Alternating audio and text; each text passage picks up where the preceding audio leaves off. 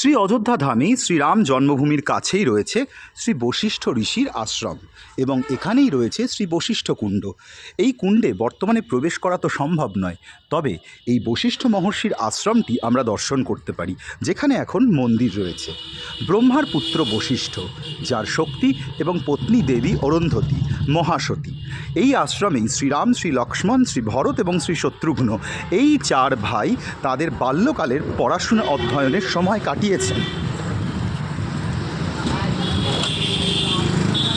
শ্রীরাম, শ্রী ভরত, শ্রী লক্ষ্মণ এবং শ্রী শত্রুঘ্নের গুরুগৃহ এই বশিষ্ঠাশ্রম এখন আমরা দর্শন করছি শ্রী অযোধ্যা ধামে।